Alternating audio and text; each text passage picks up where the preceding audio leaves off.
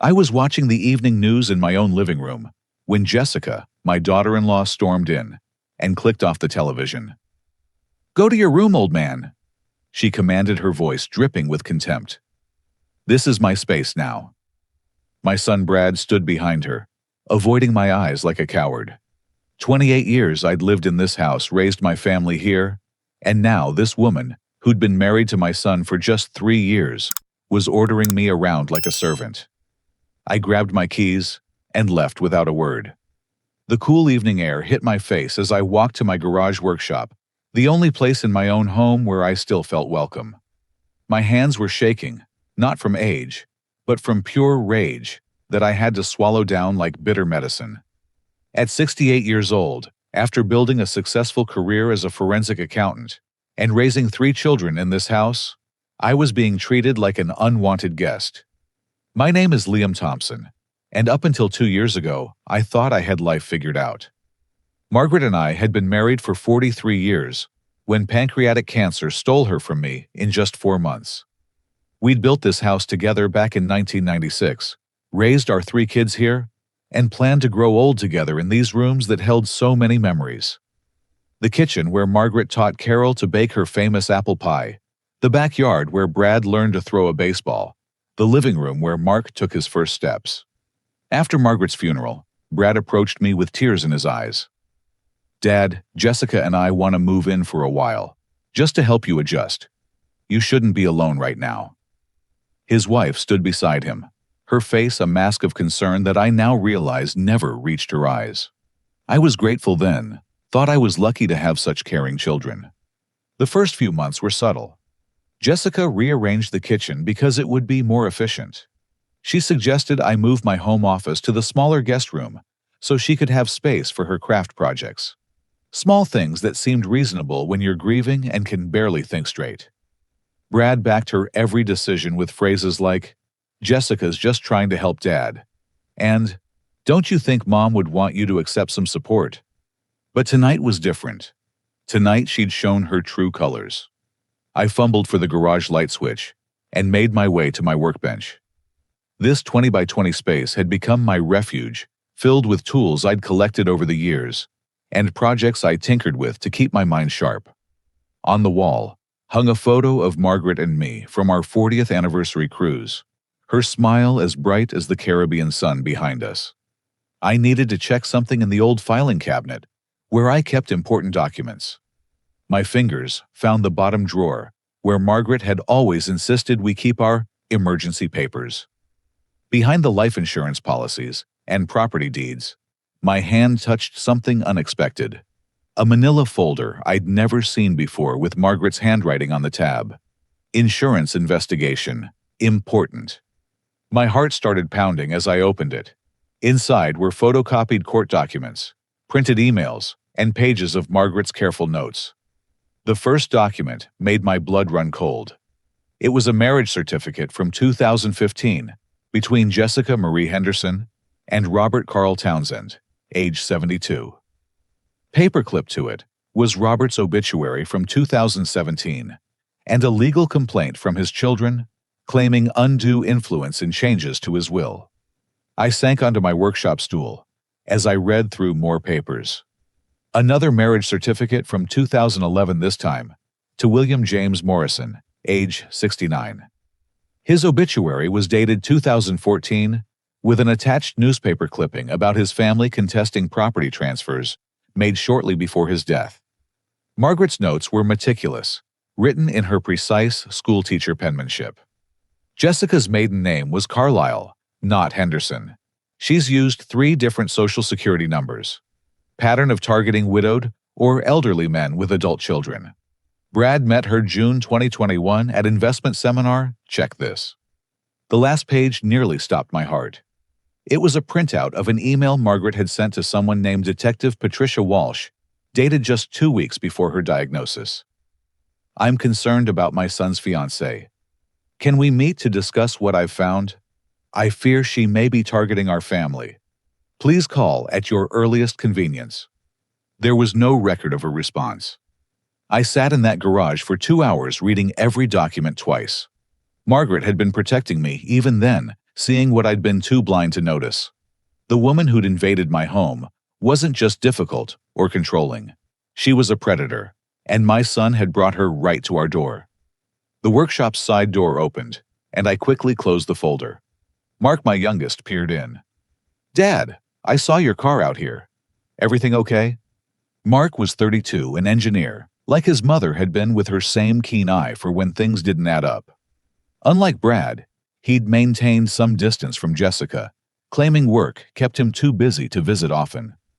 "Just needed some air," I told him, sliding the folder under some old Popular Mechanics magazines. He stepped inside, closing the door behind him. "Dad, we need to talk about Jessica. The way she spoke to you tonight. That's not right." And Brad just standing there. "What's going on?" I wanted to show him everything right then, but something held me back. If Jessica had done this before, she was dangerous and cunning. I needed to be smart about this. "It's been building up," I admitted carefully. "She seems to think the house is hers now." Mark's jaw tightened. "Has she done anything else besides being disrespectful?" The question hung in the air. Had she? I thought about the new passwords on my computer that Brad had helped me reset. The mail that Jessica always seemed to collect before I could get to it. The doctor's appointment she'd scheduled for me last month that I'd refused to attend because I felt fine. "Maybe," I said finally. "Mark, I need you to do something for me. Can you find out everything you can about Jessica's background, but quietly? Don't let Brad know." My son studied my face in the dim garage light. "You found something, didn't you?" I neither confirmed nor denied. "Just check into it. And Mark, be careful. If I'm right about this, we're dealing with someone who's done this before." He nodded slowly. "I'll start tonight. And Dad, maybe you should stay at my place for a while." "No," I said firmly. "This is my house. I'm not running away from my own home." After Mark left, I carefully photographed every page in Margaret's folder with my phone, then returned the folder to its hiding spot. If Jessica was monitoring my activities, I couldn't risk her finding it. But now, I had proof that my beloved Margaret had seen through this woman's facade. She'd tried to protect me, even as cancer was beginning its silent assault on her body. I thought back to those final weeks. How Jessica had insisted on helping with Margaret's medications. How she'd volunteered to stay with her while I ran errands. How Margaret had seemed confused and disoriented beyond what the doctors expected. My hands clenched into fists as a terrible possibility crept into my mind. No, I couldn't jump to that conclusion. Not without proof. But I would find out exactly what happened to my Margaret. And if Jessica had done anything to hasten her death, I would make sure she paid for it. For now, though, I had to play the part of the befuddled old man she thought I was. Let her believe she was winning. Because Margaret had left me a roadmap, and I was going to follow it to wherever it led.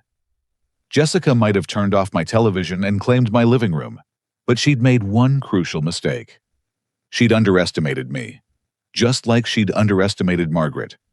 I looked at our anniversary photo one more time before turning off the garage light. "I'll finish what you started, sweetheart," I whispered. "I promise." 3 days after the living room incident, Jessica orchestrated her next move with the precision of a chess grandmaster. I was finishing my morning coffee when Brad approached me in the kitchen, his face wearing that sheepish expression I'd seen too often lately. "Dad, we're having a family meeting this afternoon. Carol and Mark are coming over. We need to discuss some important things about your future." The mug paused halfway to my lips. My future. Since when do I need a committee to plan my future? Brad shifted uncomfortably, his eyes darting toward the hallway, where I could hear Jessica on the phone. "It's just, we're all concerned about you. Living alone in such a big house, especially after what happened the other night." "I'm not living alone," I pointed out. "You and Jessica are here. That's temporary, Dad. We can't stay forever." The words hung between us like a confession. I wanted to ask him when exactly they planned to leave, but I held my tongue. The smart move was to gather information, not reveal my hand. Carol arrived first, driving up from Sacramento where she worked as a pediatric nurse. My daughter had Margaret's warm brown eyes, but right now they were filled with worry as she hugged me at the door. "Dad, are you okay?" Jessica called and said there was some kind of incident. Before I could respond, Jessica appeared as if summoned, her arms opening for an embrace that Carol accepted reluctantly. "Thank you for coming, Carol. Your father needs all of us right now." Mark showed up 10 minutes later, giving me a meaningful look as Jessica ushered everyone into the dining room. She'd set it up like a corporate board meeting with folders at each place setting and a pitcher of water in the center. The performance was beginning. "Thank you all for being here." Jessica began standing at the head of the table like she owned the place. As Brad's wife, and someone who cares deeply about this family, I felt it was necessary to address some concerning behaviors we've noticed with Dad. The use of Dad from her lips made my skin crawl, but I remained silent watching. She opened her folder with practiced efficiency. Over the past several months, I've documented numerous incidents that suggest Liam is struggling with daily activities and showing signs of cognitive decline. "What kind of incidents?" Carol asked, her nursing instincts clearly activated. Jessica pulled out a sheet of paper. "Well, there was the time he left the stove on all night. The garage door left open during a rainstorm. Missing important appointments. And most concerning." She paused for dramatic effect. "I've caught him having full conversations with Margaret as if she were still here." Mark leaned forward. "When did this happen?" "Multiple times. I have video." Jessica produced her phone and played a grainy recording. It showed me in the garage, gesturing and talking animatedly. The audio was muffled, but you could clearly see me engaged in what looked like a one-sided conversation. My mind raced as I recognized the moment. That was last Tuesday, when I'd been on a speaker call with Harold Brennan, my attorney friend, discussing estate planning. The phone wasn't visible from Jessica's vantage point by the door. Carol looked troubled. "Dad, is this true? Have you been—" "The video speaks for itself," Jessica interrupted smoothly. "But there's more. Brad, tell them about the money." My eldest son looked like he'd rather be anywhere else, but he dutifully recited what sounded like a rehearsed statement. "Dad's been making unusual withdrawals. Large amounts with no explanation. When I asked him about it, he couldn't remember." That was partially true. I had made withdrawals moving money to accounts Jessica couldn't access. But I'd told Brad they were for investment purposes, which he'd seemed to accept at the time. "There's also the aggression." Jessica continued producing another document. "I've consulted with Dr. Marcus Whitfield, a specialist in geriatric psychology. Based on my descriptions of Liam's behavior, he's recommended a full evaluation and possible transition to an assisted living facility." "You talked to a doctor about Dad without his knowledge." Mark's voice had an edge that made Jessica falter for just a moment. "As a concerned family member, I felt it was prudent to seek professional guidance," she replied, recovering quickly. "The safety of everyone in this house is paramount." Carol was examining the doctor's letter. "This Dr. Whitfield, has he actually examined Dad?" "Not yet, but he's willing to see him next week. I've already scheduled the appointment." The presumption was breathtaking. Here was a woman who'd known me for less than 4 years, planning my institutionalization, while sitting at my dining room table in my house, spending my money. "I think," I said, speaking for the first time since we'd sat down, "that I should have some say in my own medical care." Jessica's face shifted into an expression of exaggerated sympathy. "Of course you should, Dad. That's why we're all here. To support you in making the best decision." "The decision's already made, though, isn't it?" Mark challenged. "You've got the doctor lined up, probably already toured facilities. This isn't a discussion, it's a presentation." Brad finally found his voice. "Mark, that's not fair. Jessica's just trying to help." "Help with what?" Mark shot back.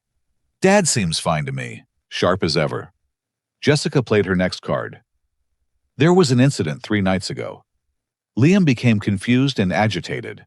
I simply asked him to turn down the television, and he stormed out of the house. We didn't know where he was for hours. The lies flowed so smoothly, I almost admired the skill. She'd transformed her hostile takeover of my living room into concern for a confused old man. Carol turned to me. "Dad, what really happened?" Every instinct told me to expose Jessica right then, to reveal what I'd found in Margaret's folder. But something in the calculated way, she watched me like a cat, eyeing a mouse, held me back. This was still her game, and I needed to understand all the rules before I made my move. "I went to the garage to work on a project," I said simply. I wasn't confused. "But you don't remember the argument," Jessica pressed. "The yelling." There was no yelling. "Dad," Brad interjected with false concern, "that's exactly what Dr. Whitfield warned about. Memory gaps rewriting events. It's textbook dementia behavior." The word hung in the air like a toxic cloud. Dementia. The ultimate weapon to strip away autonomy and dignity. I could see Carol wrestling with her medical knowledge and her trust in me. Mark's face was granite, his engineer's mind clearly working through the inconsistencies. Jessica moved in for what she thought was the kill. "I've researched several excellent facilities. Golden Sunset Senior Living has a memory care unit with wonderful reviews. They have an opening next month." "Next month?" Carol gasped. "Jessica, even if Dad needs help, that's incredibly fast. We should get second opinions, explore in-home care options." "Every day we delay is a risk," Jessica insisted. She pulled out glossy brochures featuring smiling seniors in pristine environments. "These places have waiting lists. We're lucky they have availability." I noticed she said, "We're lucky," not "he's lucky." The mask was slipping. Mark suddenly spoke up. "Jessica, you mentioned you have multiple videos of concerning behavior. Can we see the others?" She hesitated just a fraction too long. "They're on my laptop. I can show you later."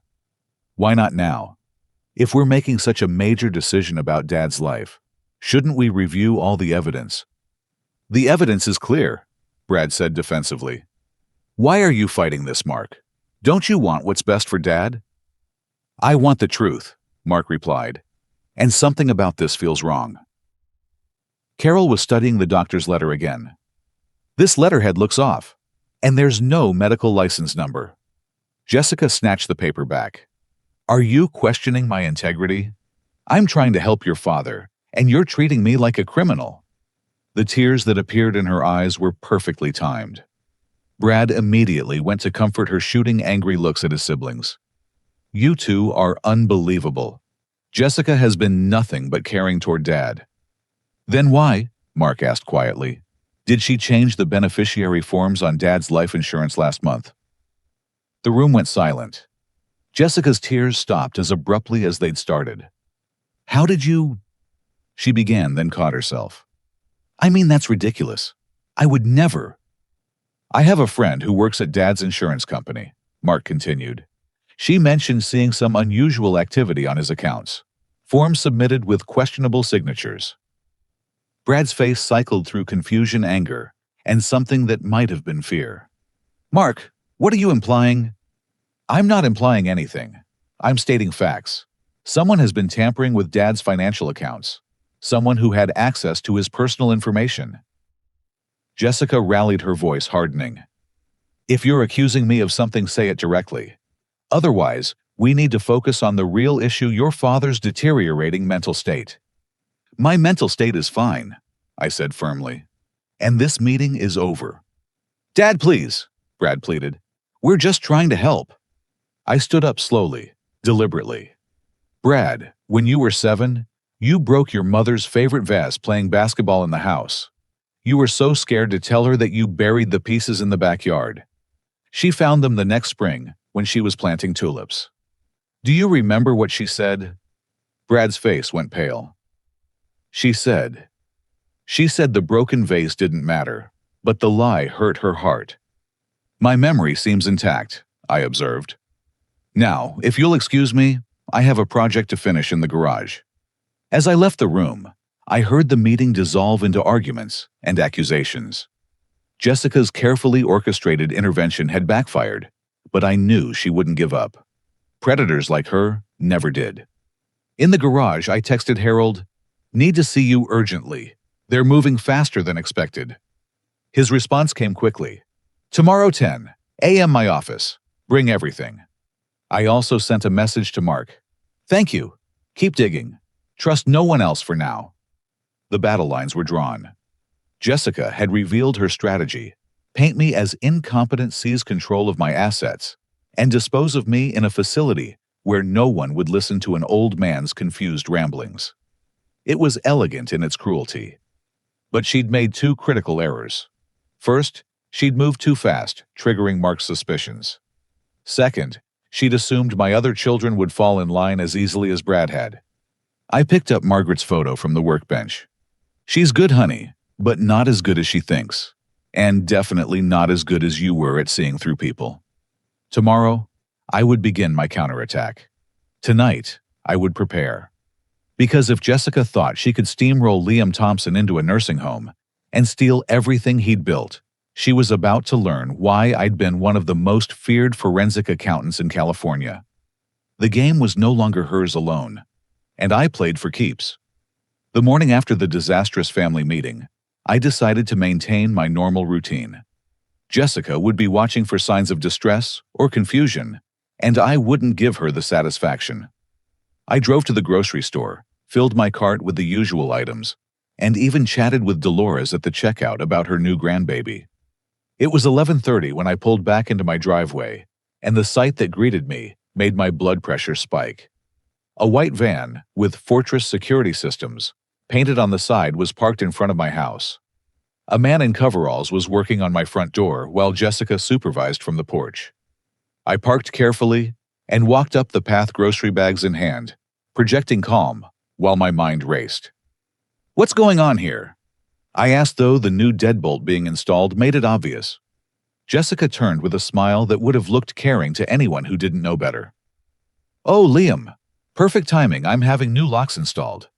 After your confusion the other night, leaving the house and forgetting your keys, I thought it best to upgrade our security." "I didn't forget my keys. I had them with me." "Well, better safe than sorry."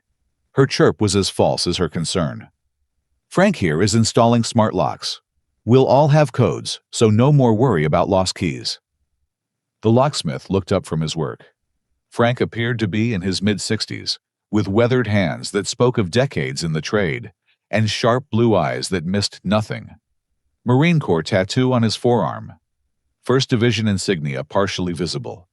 He studied me for a moment, then glanced at Jessica. "Ma'am, I need to confirm something. You said Mr. Thompson requested these specific locks." Jessica's smile tightened. "He's been forgetful lately. I'm handling this for him." "That's not what I asked." Frank stood, his 6-foot frame straightening with military precision. "Sir, did you request these locks?" "No, I did not." Frank nodded slowly. "Ma'am, I'm going to need written authorization from the homeowner before I proceed." "This is ridiculous," Jessica snapped. "I live here. I'm his son's wife. We're family." "That may be, but the property deed would show Mr. Thompson as the owner, correct? Can't change locks without owner permission. Company policy." I watched Jessica's mask crack slightly. "Brad authorized it. He's Mr. Thompson's son. Unless his name's on the deed, that doesn't matter." Frank began packing his tools. "I can wait while you sort this out, but I can't continue without proper authorization." Jessica's voice dropped, becoming harder. "I specifically requested the Model SL 500 series. You know, the ones with the auto-lock feature and interior release restrictions." Something shifted in Frank's expression. "Those are specialized units, usually for specific situations." "Yes, well, we have specific needs. Mr. Thompson has been wandering at night. For his safety, we need locks that will keep him secure." "Keep him secure," Frank repeated slowly. "From the inside." The full weight of what Jessica was planning hit me like a physical blow. These weren't just new locks. They were prison locks designed to trap me in my own home. Frank met my eyes, and I saw understanding there. "Mr. Thompson, could you help me get something for my van?" These grocery bags look heavy. Let me give you a hand first. He took several bags from me and walked toward his vehicle. I followed, leaving Jessica fuming on the porch. At the van, Frank lowered his voice. Mr. Thompson, I've been doing this for 30 years. Installed a lot of locks for a lot of reasons. The setup she wants, I've only seen it used in situations where family members are trying to control someone. Usually, not for good reasons. What exactly did she ask for? He pulled out a work order. Interior locks that can't be opened from inside without a code. Exterior locks that auto-engage. Window locks with no interior release. She specifically asked about installing them on interior doors too. Your bedroom, she mentioned. My hands tightened on the grocery bags. She wants to lock me in my own room. That's what it looks like. Frank glanced back at Jessica, who was now on her phone gesturing angrily. Look, I had a situation like this with my dad. Stepmother tried something similar. Didn't end well for him. What did you do? By the time I figured it out, it was too late. He died in a facility she put him in, confused and alone. His jaw tightened. I swore I'd never let it happen to anyone else if I could help it. Can you stall her? Buy me some time. Frank considered. I can tell her I need to order special parts. Give you maybe a week, but she'll just call another company. What about the front door? She's expecting that change today. A slight smile crossed Frank's weathered face. Well, I suppose I could install standard locks, instead of the prison model. Wouldn't be safe to leave your home unsecured. And, if an extra key happened to find its way to you, I'd be grateful. Give me 20 minutes. He pulled out a business card. My personal cell's on there. Call if you need anything. And Mr. Thompson, start documenting everything. Take pictures, record conversations if you can. You're going to need evidence. We walked back to the porch where Jessica waited, foot-tapping impatiently. Sorry for the delay, ma'am, Frank said smoothly. Mr. Thompson cleared things up. I'll install the standard security locks on the exterior doors today. The special interior system you wanted will need to be ordered. Should have them in about a week. Jessica's eyes narrowed. That's not what we discussed. Manufacturing delay on the SL500 series, Frank explained with practiced ease. But these Medico locks I have in the van are top quality. Much better than what you have now. She clearly wanted to argue, but seemed to realize making a scene wouldn't help her cause. Fine, but I want those other locks installed as soon as they arrive. Of course, ma'am. Frank's tone was professionally neutral. I'll call when they come in. For the next hour, Frank worked on the front and back doors, while Jessica hovered like a vulture. I put away groceries and tried to process what I'd learned. She hadn't just been planning to put me in a facility. She'd been planning to imprison me first, probably to force signatures on documents, or create more video evidence of my supposed deterioration. When Frank finished, Jessica insisted on testing all the new keys herself, before handing sets to Brad, who had conveniently appeared just as the work was completed. I noticed she pocketed what she clearly thought was the only remaining set. I'll need a key, I said mildly. Jessica's smile was syrupy. Of course, Dad. Brad will make you a copy tomorrow. We wouldn't want you to lose the original. After they went inside, Frank approached me by my car. Mr. Thompson. He shook my hand, and I felt the cool metal of keys pressed into my palm. Those are the actual masters. She has standard copies.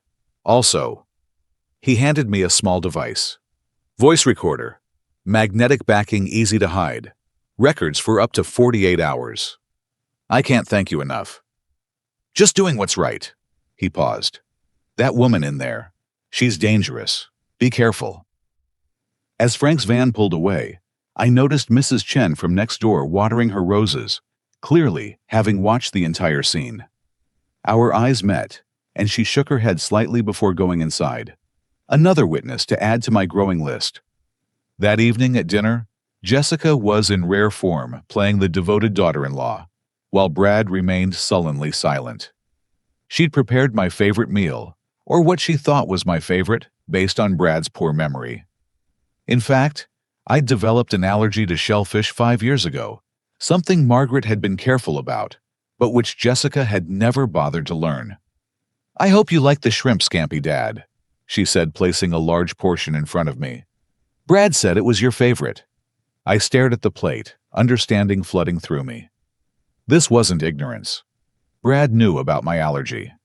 We'd had a scare at Carol's wedding when I accidentally ate crab dip. He'd been the one to drive me to the emergency room. "Looks delicious," I said, moving the shrimp around without eating any. "But I filled up on a late lunch. Maybe I'll save it for tomorrow." Jessica's eyes glinted with something that might have been disappointment.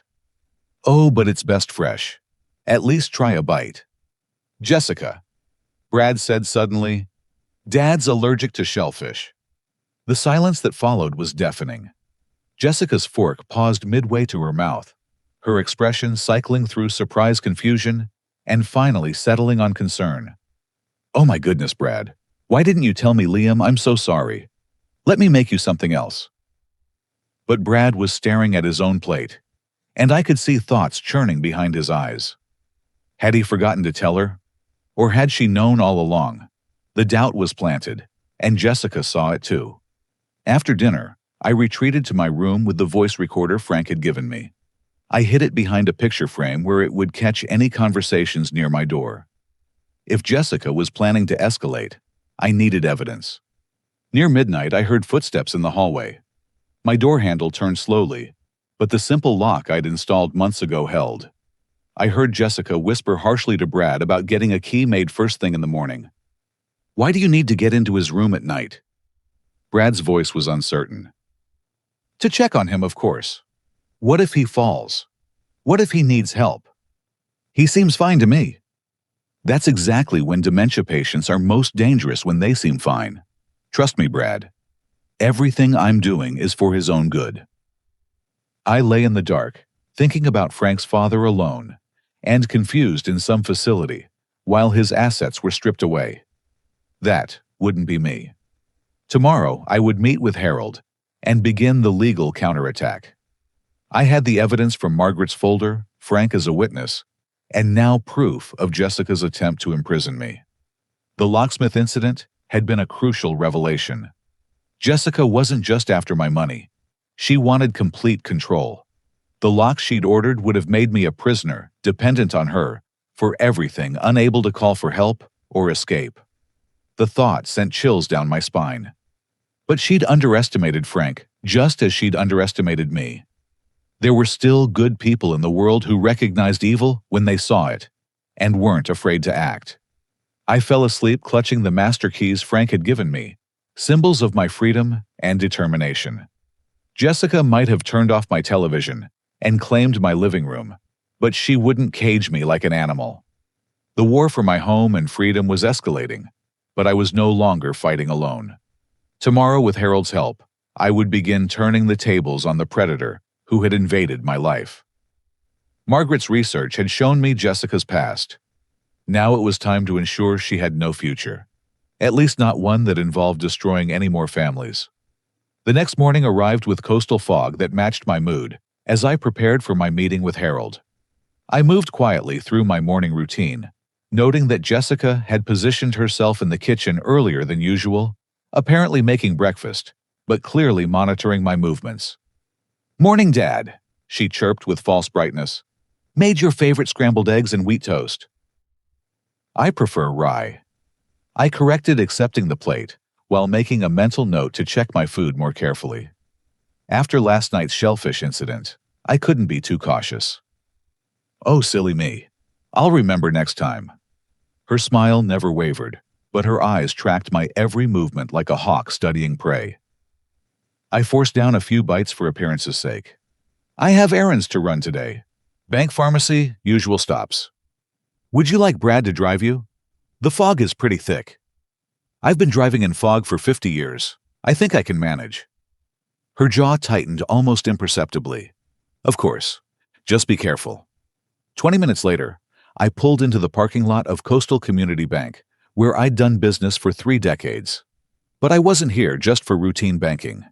Yesterday's events had triggered alarm bells that demanded immediate investigation.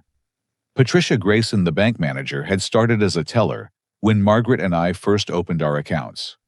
Now in her early 50s, she ran the branch with a combination of warmth and shrewd intelligence that made her invaluable to longtime customers like myself. "Liam," she greeted me as I entered her office. "I was hoping you'd come in. Please sit down and close the door." The serious tone made my stomach clench. "That doesn't sound good." Patricia moved to her desk and pulled out a thick folder. "It's not. I've been wanting to call you, but privacy laws are strict. Since you're here, though, there are some things you need to know." She spread several documents across the desk.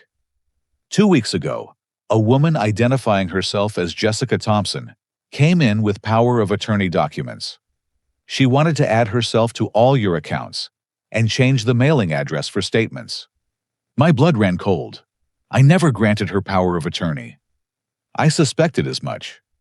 The documents looked questionable. The notary seal was smudged, and something about her demeanor set off warning bells. I told her I needed additional verification before making any changes. "Thank God for your diligence." Patricia's expression darkened. "But that's not all. She had Brad with her, and he has legitimate access to your joint checking account. They've been systematically draining it." She showed me the transaction history. Multiple withdrawals each, just under the $10,000 reporting threshold, totaling $47,000 over the past 2 months. Everyone was initiated by Brad, but the pattern screamed of Jessica's influence. "There's more," Patricia continued. "Last week, someone called claiming to be from your attorney's office, asking about your account balances and property holdings. They had enough personal information to seem legitimate, but when I called your attorney's office back directly, they knew nothing about it. Jessica's fishing for information. That was my assumption." Patricia pulled out another document. "Then yesterday, this arrived by courier. It was a lien notification from a company called Sunset Equity Holdings, claiming I owed them $75,000 for services rendered, with my house as collateral. The signature on the supposed contract was a decent forgery of mine, but I could spot the differences. "This is fraud," I stated flatly. "Obviously. I've already flagged it with our legal department. But Liam, if they're bold enough to attempt this, what else are they planning?" I thought about the locks, the shellfish, the family meeting ambush. Complete financial and physical control. "Patricia, I need to protect what's left of my assets immediately." She leaned back in her chair, a determined look settling on her face. "When Margaret was sick, she made me promise something. She said if anything happened to her, I was to watch out for you. She was worried about Brad's girlfriend even then." The mention of Margaret's foresight hit me hard. She knew. She tried to warn me, but I was too lost in grief to see it. "Don't blame yourself. These people are professionals." Patricia's fingers flew over her keyboard. "Here's what we're going to do. First, we're freezing the joint account. Brad will have to come in personally to discuss any issues, which gives us documentation. Second, I'm moving your remaining funds to new accounts that only you can access." "Can you do that?" "As branch manager observing suspected elder financial abuse." "Absolutely. The law is on our side here." She pulled out forms. "We're also adding additional security protocols. Any transaction over $500 will require you to appear in person with photo ID. No phone authorizations, no power of attorney accepted without court verification." For the next hour, we restructured my entire financial profile. Patricia revealed that my total assets were more substantial than even I'd realized. Between retirement accounts, investments, and property, I was worth approximately $2.3 million. No wonder Jessica had targeted me. "Now, about that security footage you mentioned," I said, remembering her earlier comment. Patricia smiled grimly and turned her monitor toward me. "This is from last Tuesday when Jessica came in alone." The footage showed Jessica sitting in the bank lobby, hunched over paperwork. As I watched, she practiced signing my name over and over on what looked like deposit slips, comparing each attempt to something in her hand, probably a copy of my actual signature. She sat there for 45 minutes, Patricia noted. My head teller noticed and thought it odd enough to save the footage. Can I get a copy of this? Already burned to a DVD. She handed me a disc, along with records of all the suspicious transactions and fraudulent documents. Liam, have you spoken to law enforcement? Meeting my attorney after this. He'll know the best approach. Patricia stood and walked around the desk, placing a gentle hand on my shoulder. Your Margaret was one of the finest women I ever knew. She'd be proud of how you're handling this. I'm not handling it fast enough. They're escalating. Then we escalate too. She handed me a business card. This is Detective Sandra Coleman with the Elder Abuse Unit. She specializes in financial crimes against seniors. Tell her I referred you. As I prepared to leave, Patricia added one more crucial piece of information. Liam, we had a client last year, widower in his 70s. His new daughter-in-law pulled similar stunts. By the time family intervened, he'd lost his home and most of his savings. He died in a state-run facility 6 months later. What happened to the daughter-in-law? Disappeared before charges could be filed. The family hired a private investigator who found she'd done the same thing in Nevada and Arizona, under different names. The pattern was clear. Jessica was a serial predator, moving from state to state, family to family, leaving destruction in her wake. But she'd made a mistake coming after me. I wasn't just any widower. I was a forensic accountant who'd spent 40 years tracking financial crimes. And now, I had allies. Patricia, check if any accounts were open for Sunset Equity Holdings or similar companies. Jessica's got to be parking the stolen money somewhere. Her eyes lit up with understanding. I'll run a comprehensive search. If she's using our bank for any part of her scheme, I'll find it. I left the bank with a locked briefcase containing evidence that would make any prosecutor salivate. The fog had lifted, and weak sunlight broke through the clouds. It felt like a sign. My phone buzzed with a text from Mark. Dad, urgent. Found something big. Can you meet after your lawyer appointment?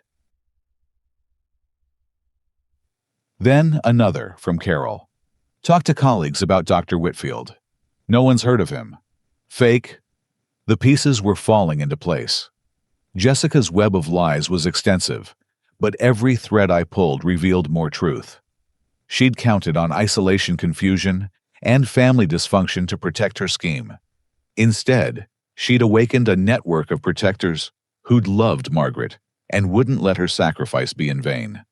I sat in my car for a moment, looking at the bank where Margaret and I had planned our future, saved for our children's education, celebrated paying off our mortgage. This wasn't just about money. It was about honor, justice, and protecting everything we'd built together. Harold's office was next, then Mark, then Detective Coleman. By the end of the day, Jessica would learn that targeting Liam Thompson was the worst mistake of her criminal career. The banker's revelation had armed me with evidence and allies. Now it was time to go on the offensive. Jessica wanted my money and my home. She'd get something else entirely, justice served cold, and precisely just the way a forensic accountant liked it. I pulled out of the parking lot with renewed purpose. The man in the suit who'd eventually show up at our door wouldn't be the victim Jessica expected. He'd be her downfall, arriving with handcuffs instead of a checkbook. The trap was set. Now, I just had to be patient and let Jessica's greed lead her straight into it.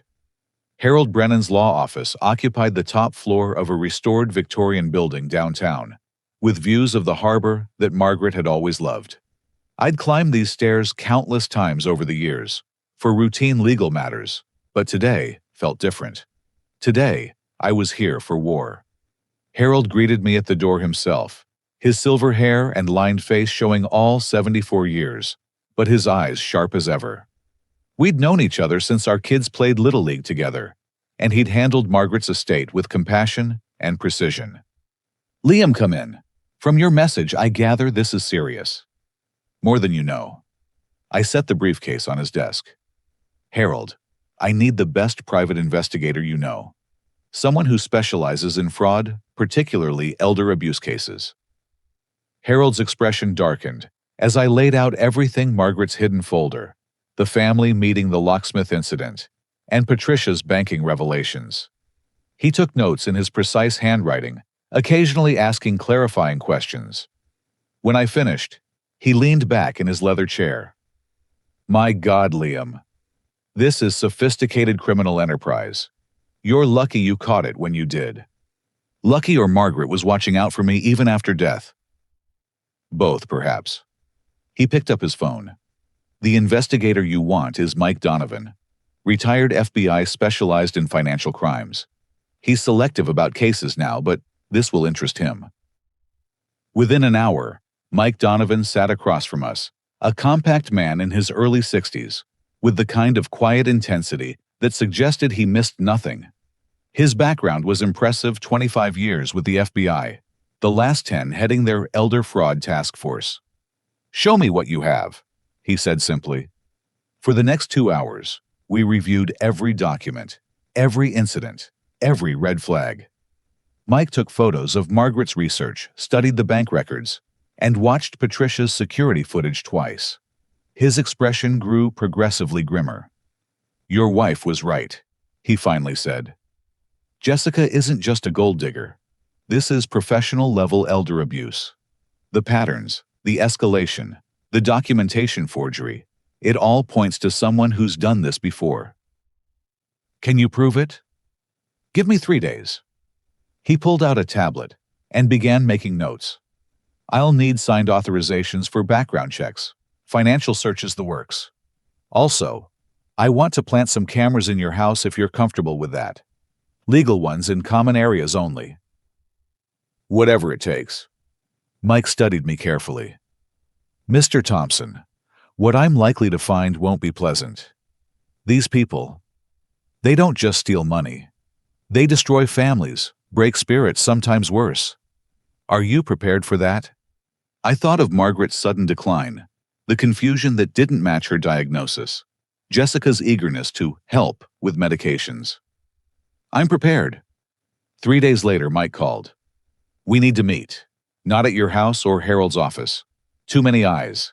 You know Pier 47. The abandoned fishing pier was a strange choice, but I trusted his judgment.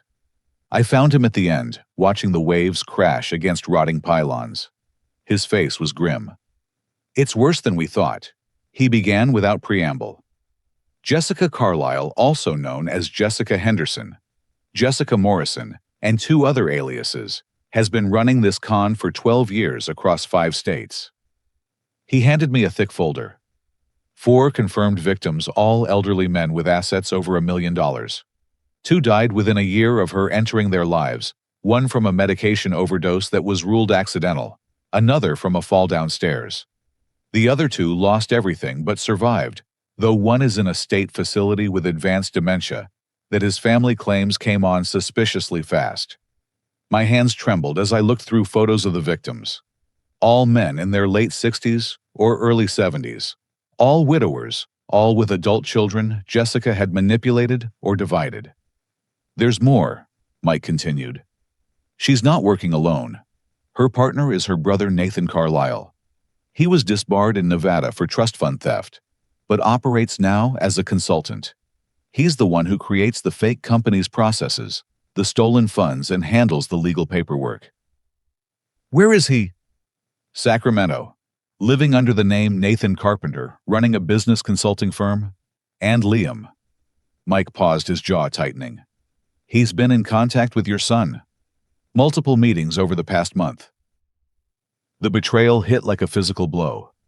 Brad wasn't just manipulated. He was actively participating. Mike pulled out another document. "This is a contract between Brad and Nathan's company. In exchange for Brad's cooperation in having you declared incompetent, he receives a $500,000 finder's fee once your assets are transferred." I had to sit down on a weathered bench. My son, the boy I'd taught to ride a bike, who'd cried on my shoulder when his first girlfriend broke his heart, had sold me out for money. "I'm sorry," Mike said quietly, "but it gets worse. The medications." He showed me photographs of prescription bottles. "These were in your bathroom trash.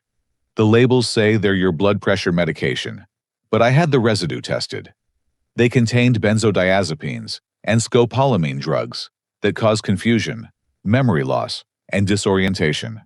Classic chemical restraint used in elder abuse cases. She's been drugging me for at least 6 weeks based on the prescription dates. Small doses enough to create symptoms without causing immediate health crisis. Combined with gaslighting and isolation, it's designed to make you question your own sanity. Everything made sense now. The moments of unexpected confusion, the foggy mornings, the times Jessica had sweetly reminded me to take my medication. Can we prove she did it? Mike smiled grimly. Already have. The cameras I installed caught her switching your pills 2 days ago. She empties your real medication and replaces it with the cocktail. HD video, perfect evidence. What about Margaret? Could she have? I wondered the same thing. Mike's voice gentled. I pulled the medical records from her final weeks. Her symptoms accelerated beyond typical pancreatic cancer progression. The confusion, agitation, sudden decline. It matches benzodiazepine toxicity. But proving it now would require exhumation and specialized testing. Rage built inside me, cold and focused. If Jessica had hastened Margaret's death, stolen her final days of clarity. What do we do now? Mike stood pacing the pier. We have enough for arrests, but I want to catch Nathan too. And frankly, I want to document everything so thoroughly that they can't plea bargain their way to light sentences. These people have destroyed lives. So we wait? Not wait. Prepare. He pulled out a phone. This is encrypted, untraceable. Use it to communicate with me, Harold, and your banker. Keep your regular phone for normal calls, so Jessica doesn't get suspicious. What about Brad? That's your call. He's complicit, but he's also your son. The FBI will want him as a witness against Jessica and Nathan. If he cooperates, he might avoid prison. Prison. My son faced prison because of greed and a woman's manipulation. Mike seemed to read my thoughts. Don't blame yourself. Jessica profiles her victims carefully. She knew Brad had financial problems, gambling debts from a failed business venture. She exploited that weakness. How do you know about the gambling debts? Because Nathan holds the markers. Bought them from the original creditors. Brad owes almost $200,000 with interest climbing daily. Jessica promised to make it disappear if he helped. The web of manipulation was staggering. They'd trapped Brad in debt, then offered him a devil's bargain: betray his father or face financial ruin. There's one more thing, Mike added. Tomorrow, Nathan is coming to your house. 3 p.m. Jessica thinks you'll be at a doctor's appointment she scheduled, but I've already called to cancel it. Nathan plans to have you sign papers while Jessica records it, claiming you're lucid and willing. What kind of papers? Property transfer, power of attorney, investment liquidations. Everything they need to strip you bare. He smiled coldly. But we'll be ready. FBI will be monitoring. Every word recorded, every document preserved as evidence of attempted fraud. As we walked back to our cars, Mike placed a hand on my shoulder. Your wife was a smart woman, leaving that trail for you to find. She knew you'd need proof to fight back. She always was the smarter one. One last thing. Jessica's previous victims, I've been in contact with their families. They want justice too. This case could put her and Nathan away for life. That night, I lay in bed planning tomorrow's performance. I'd play the confused old man one last time. Let them think their drugs and gaslighting had worked. But when Nathan showed up in his suit, expecting an easy mark, he'd walk into a trap years in the making. Margaret's photo sat on my nightstand, and I spoke to it softly. Almost there, sweetheart. They'll pay for what they did to you, to us, to all those families. I promise. Tomorrow, the man in the suit would ring our doorbell, just as Jessica had orchestrated.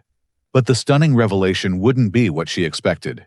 It would be the sound of handcuffs clicking shut, and the words, "You're under arrest," echoing through the house she'd tried to steal. Justice served with the precision of a forensic accountant, and the determination of a husband who'd lost everything, but refused to be defeated. The private investigator's report hadn't just revealed the truth. It had given me the weapon I needed to end Jessica's reign of terror once and for all. 2 weeks after Mike Donovan's revelations, Jessica played what she believed was her masterstroke. She announced she was throwing me a surprise 69th birthday party, though my actual birthday had been 3 months earlier. The real purpose was transparent gather witnesses for my public humiliation and removal from my own home. "Dad, you'll love it," Brad said over breakfast, unable to meet my eyes. "Jessica's invited everyone. Family, neighbors, your old colleagues from the firm. She really wants to make it special." I played along, noting the dark circles under my son's eyes, and the way his hands shook slightly. The weight of his betrayal was eating at him, but not enough to confess. "That's thoughtful," I replied, stirring cream into my coffee. "Will Carol and Mark be there?" "Everyone," Brad confirmed, glancing at Jessica for approval. For the next week, Jessica busied herself with party preparations, transforming our backyard into an elegant venue with rented tables, professional catering, and a jazz quartet. The expense was staggering, all charged to credit cards she'd opened in my name without my knowledge. Mike kept me informed through our encrypted phone. "She's invited 78 people, even hired a videographer to record everything. She wants your breakdown well documented." "Has Nathan confirmed?" "He'll be there.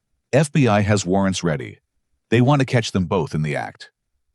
The morning of the party, Jessica was radiant with anticipated triumph. She'd chosen my clothes, a dignified dark suit that would photograph well when she had me escorted out.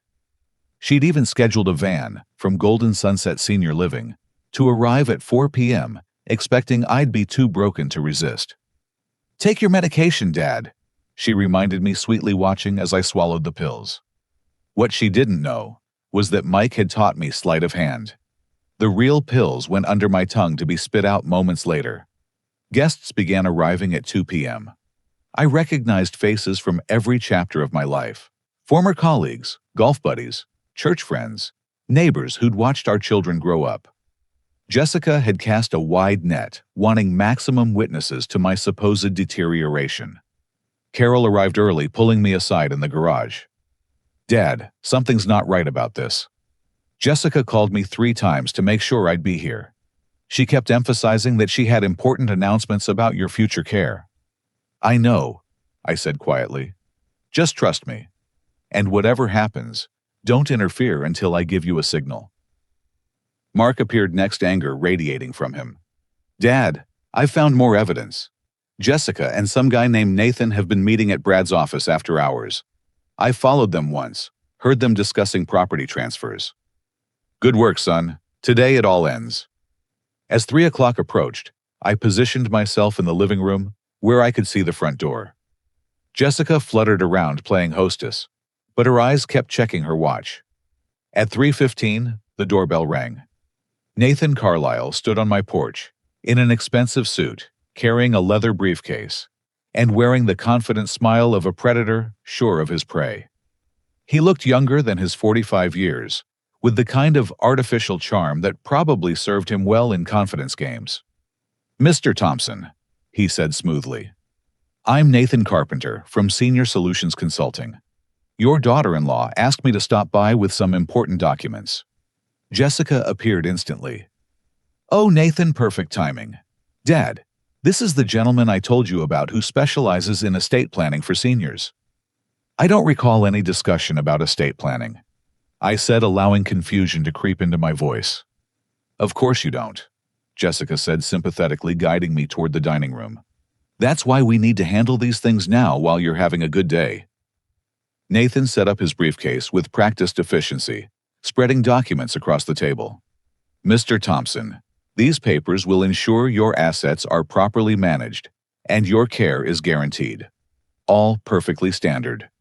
I picked up the first document, squinting at it. "This seems to transfer ownership of my house to something called Sunset Equity Holdings. A trust for your benefit." Nathan lied smoothly. "It protects the asset from medical liens, while ensuring you can remain here as long as possible. And this one appears to grant full financial power of attorney to Jessica." "Family, taking care of family. Jessica interjected. Brad and I only want what's best for you. I continued reviewing papers, each more damaging than the last. Investment account transfers, bank authorizations, even a pre-signed voluntary commitment form for institutional care. Nathan had thought of everything. I need my reading glasses, I said shakily. They're in the kitchen. As I stood, I caught Harold Brennan's eye through the window. He nodded slightly. Everyone was in position. When I returned, I wasn't alone. Harold entered with Patricia from the bank, Frank the locksmith, and Mike Donovan. Behind them came someone who made Nathan's face drain of color, FBI Special Agent Sandra Coleman. Quite a party. I said, my voice suddenly strong and clear. Jessica, you promised announcements about my future. How about we start with some announcements about yours? The patio doors opened, and more agents entered, strategically positioning themselves around the yard. The party guests murmured in confusion, but Jessica's expression transformed from triumph to terror. Before my daughter-in-law shares her plans, I continued loud enough for everyone to hear, I have some information to share. Harold. Harold stepped forward. I'm Liam Thompson's attorney. We've discovered an extensive fraud scheme targeting Mr. Thompson's assets. Multiple forged documents, embezzled funds, and attempted elder abuse. Patricia went next.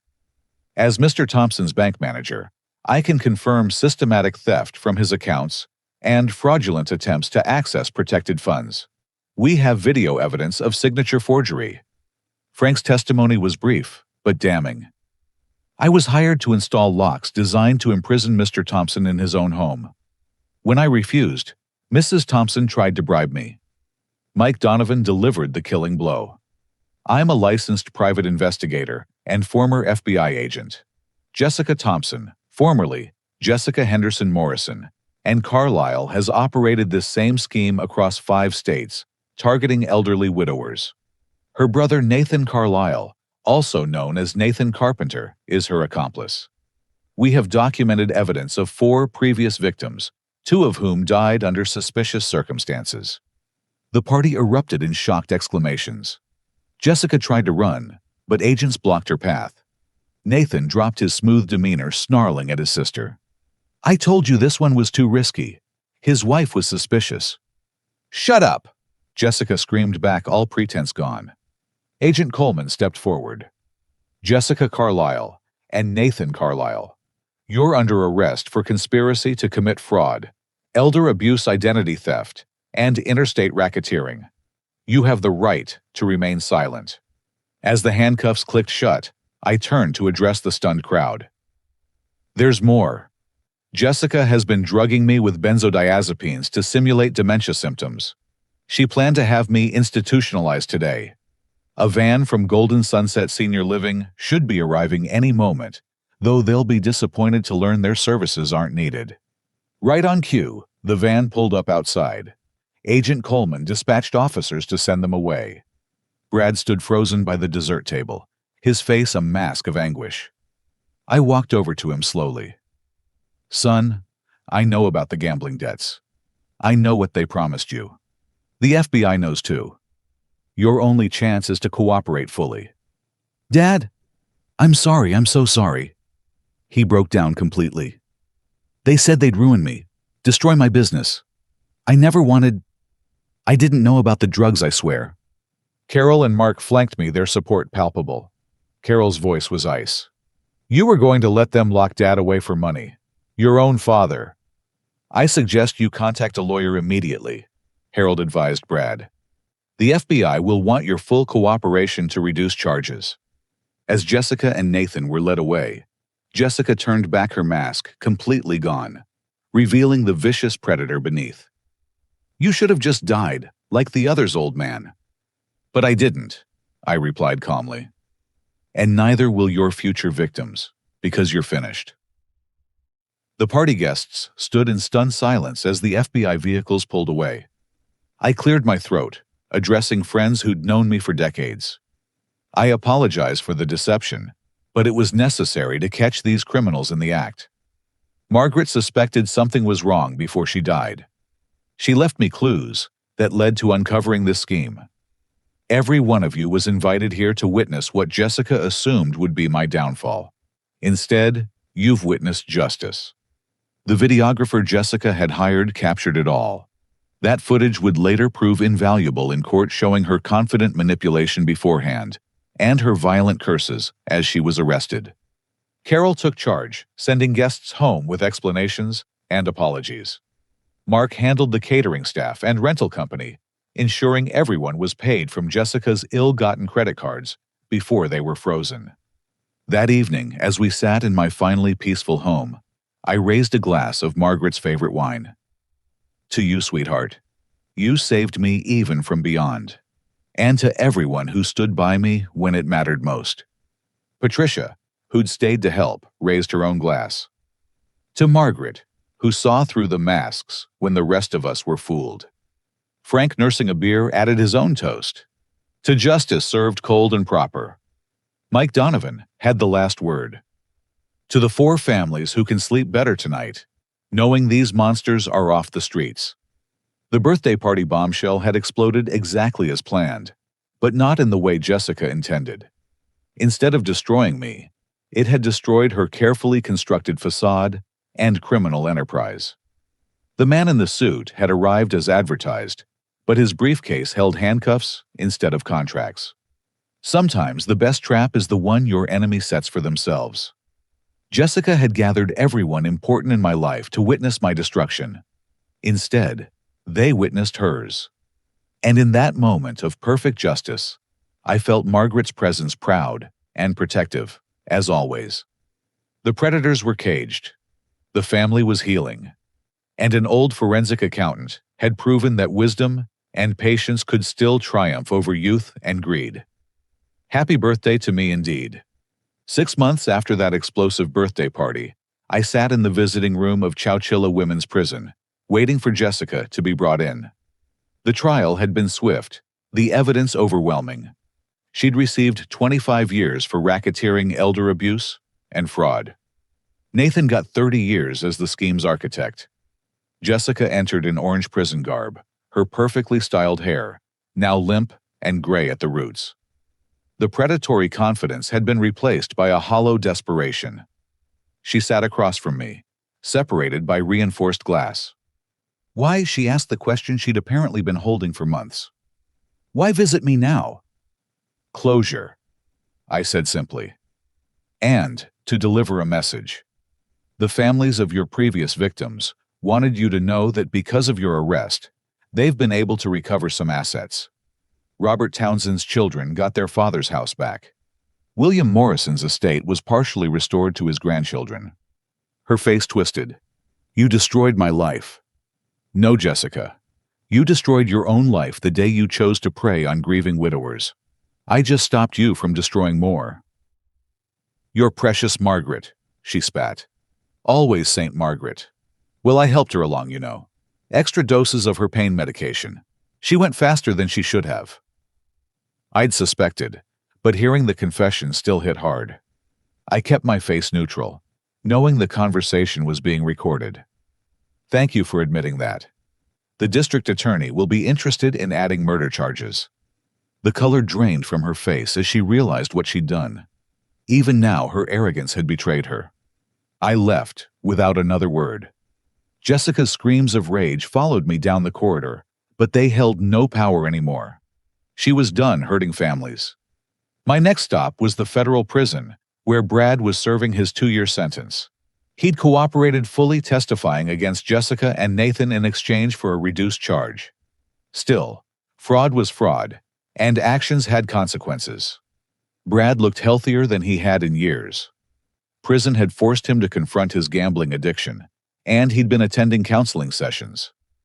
When he saw me, tears immediately filled his eyes. Dad, he whispered, I didn't think you'd ever come. You're my son, I said. That doesn't change even when you make terrible mistakes. We talked for an hour. Brad explained how the gambling had started small, how Jessica had noticed his debts and slowly drawn him into her web. Nathan had bought his markers, creating a debt that grew exponentially with criminal interest rates. By the time Brad realized the trap, he felt he had no choice. "That's where you were wrong," I told him. "There's always a choice. You could have come to me." I was ashamed, and Jessica kept saying you were getting confused, that soon you wouldn't even recognize me. She made it seem like the money would be mine anyway eventually. But it wasn't about money, was it? It was about betraying the father who raised you for a woman who saw you as a tool. Brad broke down completely. Through his sobs, he told me about the nightmares, the guilt that ate at him daily. He'd lost his wife, who'd filed for divorce after learning about his role. His business was gone. But worst of all, he'd lost his family's trust. "Trust can be rebuilt," I said carefully. "But it takes time and consistent action. When you get out, we'll see." I left him with hope, but no promises. Forgiveness was one thing. Forgetting was another. The drive home took me past the cemetery where Margaret rested. I stopped, as I did every week, to tend her grave and update her on life's developments. "Jessica confessed," I told the headstone. "She'll face murder charges now. I know it won't bring you back, but at least there's justice." I arranged the fresh daisies I'd brought, Margaret's favorites. "Carol's getting married next spring. Found herself a good man, an engineer like you were. Mark's business is thriving. He's got your analytical mind and stubborn streak." A warm breeze stirred the trees, and for a moment I could almost feel her presence. "And I'm doing okay too. Better than okay, actually." Which was true. The house felt like home again. Carol and Mark visited regularly, our family bond stronger for having survived the test. The foundation I'd established in Margaret's name had helped 3 other families recover assets from elder abuse schemes. But the biggest surprise was Patricia. What had started as professional support during the banking investigation had evolved into friendship, then something more. We'd been dating for 3 months, taking things slow, enjoying theater performances and quiet dinners. "I think you'd like her," I told Margaret. "She's smart, kind, and she protected our money when it mattered most. She makes me laugh again." Back home, I found Mark's car in the driveway. He was in the garage looking through old photo albums he'd found while helping me reorganize. "Look at this," he said, showing me a picture from his 10th birthday. Margaret had orchestrated an elaborate treasure hunt, complete with maps and riddles. Mom always knew how to make things special. She did, I agreed. She also knew how to protect what mattered. That's why she investigated Jessica, even while fighting cancer. Mark closed the album carefully. "Dad, I've been thinking. What if we turn this place into something positive, like a training center for bank managers and social workers to recognize elder abuse?" It was brilliant. The house that Jessica had tried to steal could become a resource for preventing future crimes. "Your mother would love that," I said. "Let's do it." That evening, Patricia joined us for dinner. She'd become part of our healing, bringing light back into a home that had seen too much darkness. As we sat around the table sharing stories and making plans, I realized something profound. Jessica had tried to destroy my family by exploiting our weaknesses, my grief, Brad's debts, our trust in those who claimed to love us. But in fighting back, we'd discovered our strengths. Mark's loyalty, Carol's fierce protection, Harold's decades of friendship, Patricia's professional integrity, Frank's moral courage, and Mike's dedication to justice. Even Brad in his failure had taught us about redemption and the power of consequences to create change. "I'd like to propose a toast," I said, raising my glass. "To Margaret, who protected us even in death. To justice, which sometimes comes slowly but arrives nonetheless. And to the truth that no one is ever too old to fight back against those who would prey on them." "Hear, hear," everyone chorused. Later, as Patricia and I sat on the porch watching the sunset, she asked, "Any regrets about how it all played out?" I considered the question. I regret not seeing Jessica's nature sooner. I regret Brad's choices and the pain they caused. But fight back never. "Good," she said, taking my hand. "Because you've inspired a lot of people. The Elder Abuse Foundation has received dozens of calls from families facing similar situations. Your story gives them hope. That's when I understood the real lesson learned. It wasn't just about protecting assets or punishing criminals. It was about refusing to be a victim, about the power of community support, and about the fact that age doesn't diminish our worth or our right to dignity. Jessica had seen me as an easy mark, old, grieving, vulnerable. She'd counted on isolation and shame to protect her scheme. Instead, she'd encountered a network of good people willing to stand up for what was right. The man in the suit who'd rung our doorbell that day had expected to fleece a confused old man. He'd found instead a trap, years in the making, set by a woman who'd loved me enough to leave breadcrumbs from beyond the grave. In the end, love had triumphed over greed, community over isolation, and justice over exploitation. I squeezed Patricia's hand as stars began appearing in the darkening sky. Margaret was gone, but her legacy lived on in the strength she'd given us all. And somewhere in federal prison, two predators were learning that targeting the elderly wasn't clever. It was stupid, because we've lived long enough to recognize evil when we see it, and we've accumulated enough wisdom, resources, and relationships to fight back. The lesson learned was simple but profound. Never underestimate the power of an old man with nothing to lose and everything to protect, especially when he's backed by the love of family living and departed, and a community that refuses to let predators win. What would you do if you discovered a family member was plotting against you? Have you or someone you know faced elder abuse or financial exploitation? Share your thoughts and experiences in the comments below. Your story might help someone else recognize the warning signs. If this story resonated with you, please hit the like button and subscribe to hear more stories of justice and family resilience. Share this video with anyone who might benefit from knowing that it's never too late to fight back against those who would take advantage of trust and love. Thank you for joining me on this journey from betrayal to justice. Remember, you're never alone, and you're never too old to stand up for yourself. Until next time, stay strong, stay alert, and most importantly, stay connected to those who truly care about you.